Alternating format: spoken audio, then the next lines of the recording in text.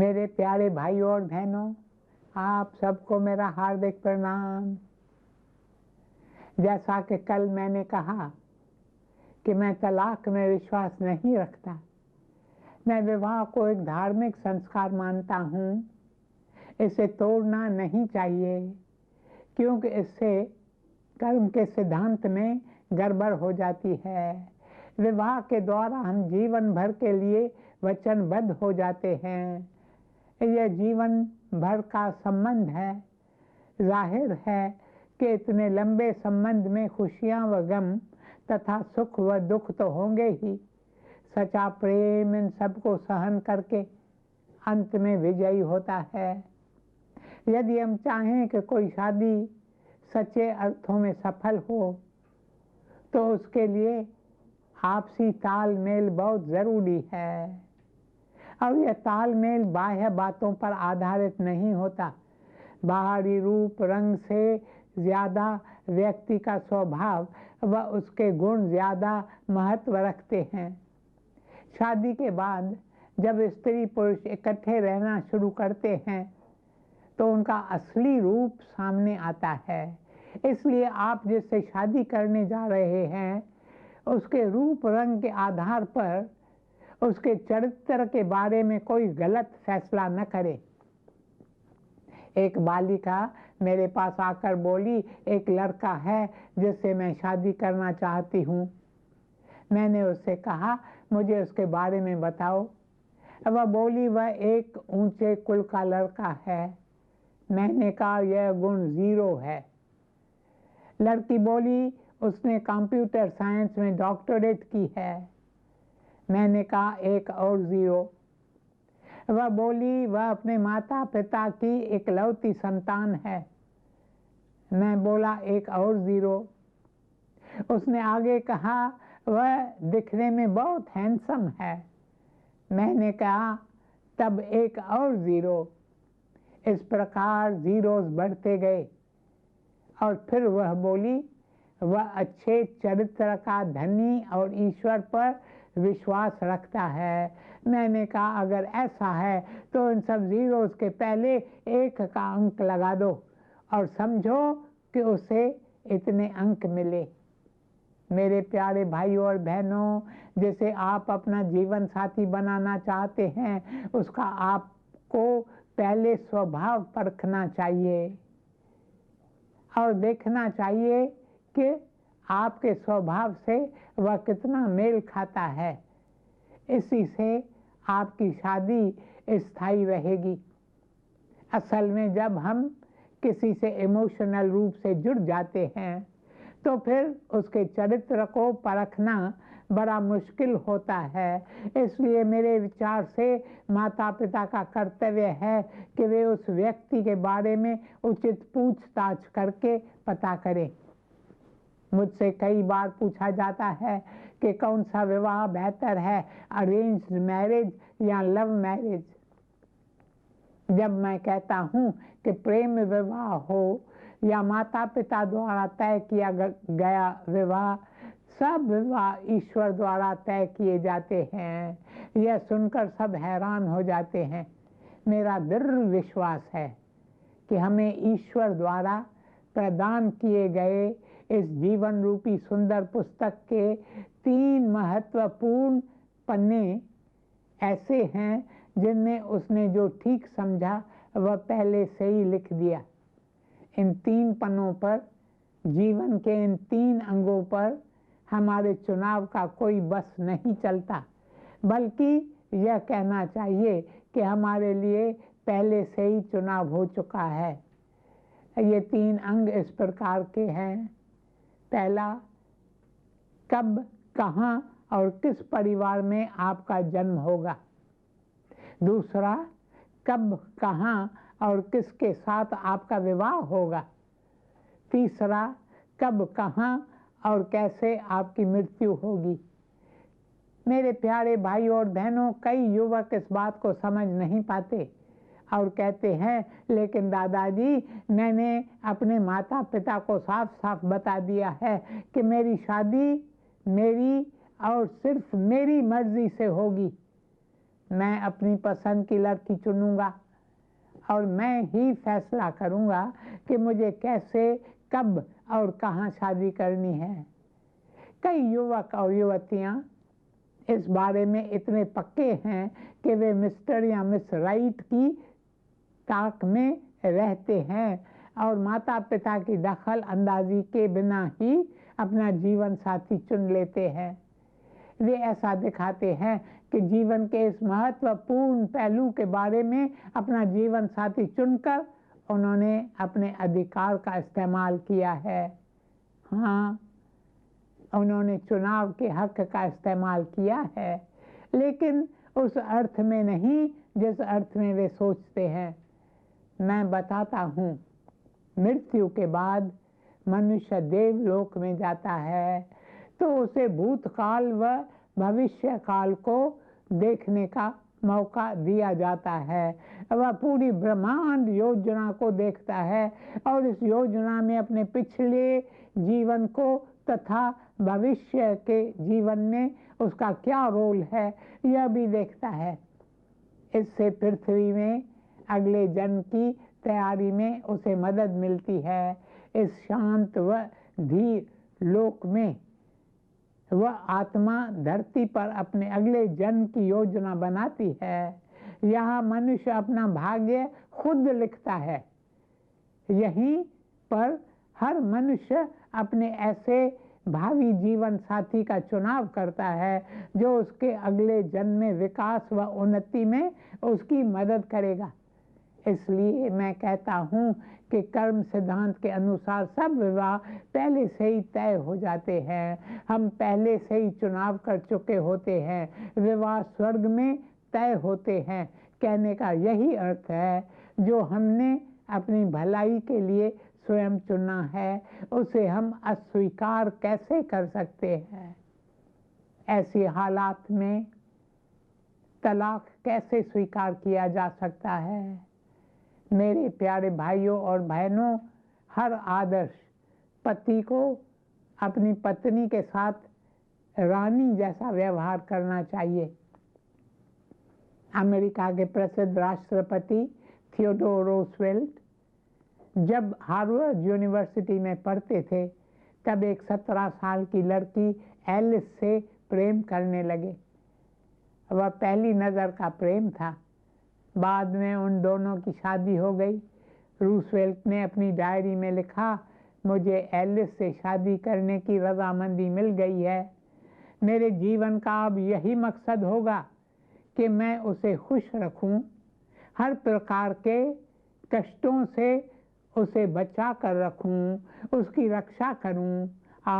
मैं अपनी रानी को प्रेम पूर्वक रखूंगा। मुझे समझ में नहीं आता कि इतनी पवित्र, प्यारी और सुंदर होते हुए वह मुझसे शादी करने को तैयार है, लेकिन इसके लिए मैं ईश्वर का आभारी हूँ और उनका गुणगान करता हूँ। ऊंच अपार बेअंत स्वामी, कौन जाने गुण तेरे।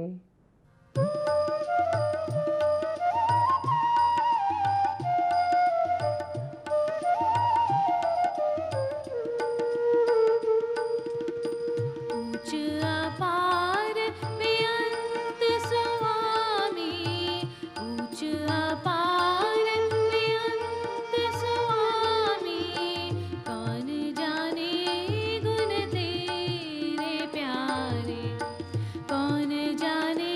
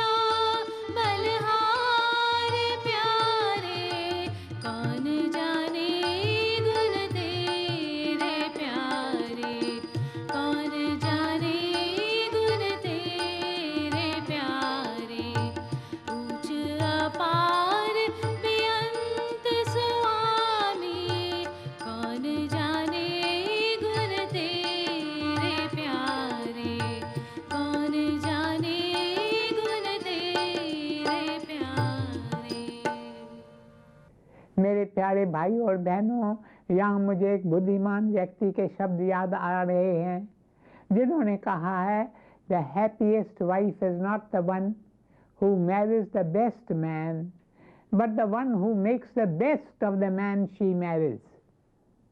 ईश्वर ने स्त्री और पुरुष को इसलिए बनाया है ताकि दोनों मिलकर पूर्ण हो सकें।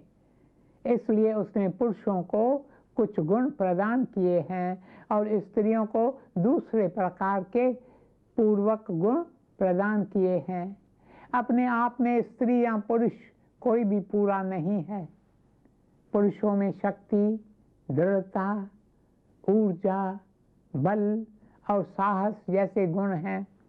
स्त्रियों में संवेदना, सहानुभूति, सेवा भाव, त्याग और अध्यात्म के गुण हैं। पुरुषों में तर्क बुद्धि अधिक होती है, स्त्रियों में समझ बुद्धि इंट्यूशन अधिक होते हैं। रडयार्ड किपलिंग ने कहा है, स्त्री का अंदाजा पुरुष के निश्चित विचार से ज्यादा सही होता है। स्त्री और पुरुष मिलकर ही एक बनते हैं। अपने आप में दोनों अधूरे हैं। दोनों को एक दूसरे की जरूरत है। उन्हें एक दूसरे से बहुत कुछ सीखना होता है। एक धर्मात्मा ने कहा है, स्त्री बने बिना कोई पुरुष ईश्वर के दरबार में नहीं जा सकता और पुरुष बने बिना कोई स्त्री ईश्वर के दरबार में नहीं जा सकती। प्रेम बेशक शारीरिक आकर्षण से शुरू होता है, किंतु शादी होने पर समय के साथ वे दोनों एक दूसरे में इस प्रकार हिल मिल जाते हैं कि वे पूर्ण बन जाते हैं और यही विवाह का मकसद है। जब हम इसे भूल जाते हैं तो विवाह का मतलब ही समाप्त हो जाता है। मुझे अफसोस है कि आजकल कई पति पत्नी ऐसे हैं जिन्हें विवाहित अजनबी कहा जा सकता है। वे एक ही घर में रहते हुए, एक ही टेबल, एक ही कार का इस्तेमाल करते हुए भी एक दूसरे से दूर ही होते हैं। The gospel of Shri Ramakrishna नामक पुस्तक में बहुत से अध्याय ऐसे हैं जिनमें गृहस्थियों को सीख दी गई है। इससे हमें पता चलता है कि श्री रामकृष्ण परमहंस जी विवाह और घर परिवार को कितना महत्व देते थे। जब हम गृहस्थ आश्रम के बारे में बात करते हैं तो हमें ये नहीं भूलना चाहिए कि हम 90% से अधिक लोगों के बारे में बात कर रहे हैं जो गृहस्थी हैं। इस पुस्तक में श्री रामकृष्ण जी ने अपने भक्तों को गृहस्थ के कर्तव्यों के बारे में अमूल्य शिक्षा दी है। उन दिनों शायद अब भी गृहस्थियों को ऐसा लगता है कि वे अध्यात्म के मार्ग पर कैसे चल सकते हैं। कई लोग श्री रामकृष्ण से कहते थे, आखिर हम ठहरे केवल गृहस्थ, हम क्या पा सकते हैं? हम केवल गृहस्थ हैं, हम ईश्वर प्राप्ति की आशा कैसे कर सकते हैं? तब संत रामकृष्ण जी उनसे कहते, तुम उसे क्यों नहीं प्राप्त कर सकते? वह तो अंतर्यामी है, वह हम सब के अंदर वास करता है। तुम केवल अपना रोज का काम करते हुए उसे हमेशा याद करते रहो, तुम पाओगे कि वह तुम्हारी देखभाल कर रहा है। भजो रे मन राम गोविंद हरि।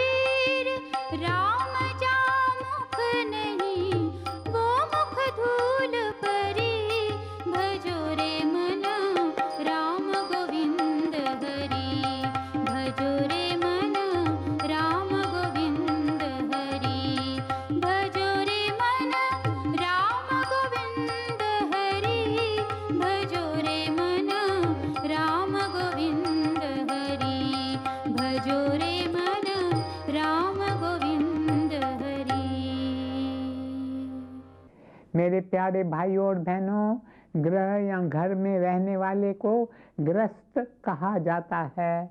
सबसे पहले उसे समझ लेना चाहिए कि यह घर जेल नहीं, एक परिवार है। आप पूछेंगे कि एक घर जेल कब बनता है? जब इसमें रहने वाले लोग अपने जीवन की हदें बना लेते हैं और अपने मन को मैं और मेरा की सीमा में बांध लेते हैं, तो सचमुच तब घर जेल बन जाता है। श्री रामकृष्ण जी गृहस्थियों से बार बार कहते थे, तुम इस मैं और मेरा के घेरे से बाहर निकलो। जब हम अहम व स्वार्थ के तंग घेरे में फंस जाते हैं, तो जिस ब्रह्मांड का हम हिस्सा हैं, उसके विस्तार तथा शोभा का हमें एहसास ही नहीं होता। तब हम गृहस्थ आश्रम के साथ जुड़े सम्मान तथा कर्तव्य की भावना भी खो देते हैं। मनुस्मृति हमें बताती है कि गृहस्थ आश्रम दूसरे आश्रमों से महान है, क्योंकि केवल गृहस्थी ही बाकी के 3 आश्रमों के लोगों को पोषण व शिक्षा देता है। जैसा कि मैंने पहले भी बताया है कि गृहस्थ काम करके पैसा कमाता है और पूरे समाज को चलाता है। असल में गृहस्थियों के बल पर ही समाज टिका है। फिर गृहस्थ अपने आप को छोटा क्यों माने? वह ऐसा क्यों सोचे कि वह ईश्वर को नहीं प्राप्त कर सकता? कई सदियां पहले जो बात मनु ने कही, वह आज के बदले हुए माहौल में भी बिल्कुल सटीक है। गृहस्थी समाज का आदर्श नागरिक है। जब आप नागरिक शब्द का उपयोग करते हैं, तो जाहिर है कि आप किसी ऐसे व्यक्ति की बात कर रहे हैं जो केवल अपने या अपने परिवार से मतलब न रखकर अपने समाज व देश की उन्नति के बारे में भी सोचे। जब उसके सामने समाज और देश की उन्नति का आदर्श होगा, तभी वह सच्चा नागरिक कहलाएगा। यदि गृहस्थी का दृष्टिकोण विशाल नहीं है, यदि वह अपने कर्तव्यों के प्रति सजग नहीं है, तो उसका घर उसके लिए जेल बन जाएगा। नागरिक के रूप में गृहस्थी के साथ 2 मूल बातें जुड़ी हैं। पहला है आज़ादी। आज के युग में हमें गर्व है कि हम स्वतंत्र नागरिक हैं, लेकिन हम यह भूल जाते हैं कि आज़ादी और जिम्मेदारी साथ साथ जाती है। हिंदू विवाह के आदर्श को सम्मान और शक्ति देने के लिए हिंदू परंपरा में बहुत से अवतारों ने गृहस्थ आश्रम में प्रवेश किया। इन अवतारों ने न केवल विवाह की गरिमा को बढ़ाया है, बल्कि गृहस्थों के लिए आदर्श उदाहरण भी रखा है। एक सच्चा गृहस्थ बनने के लिए व्यक्ति को विवाह संस्कार का सम्मान करना चाहिए। उसे आत्मनिर्भर होना चाहिए और स्वयं में आत्मविश्वास का विकास करना चाहिए। मैं तो केवल गृहस्थ हूँ, मैं तो केवल संसारी हूँ, मैं तो बंधनों से बंधा हूँ, बार बार ऐसा कहकर उसे स्वयं को तुच्छ नहीं मानना चाहिए, बिल्कुल नहीं। मेरे प्यारे भाइयों और बहनों, अब समय समाप्त हो रहा है, इसलिए इस विषय पर बाकी की चर्चा कल करेंगे। ओम शांति शांति शांति।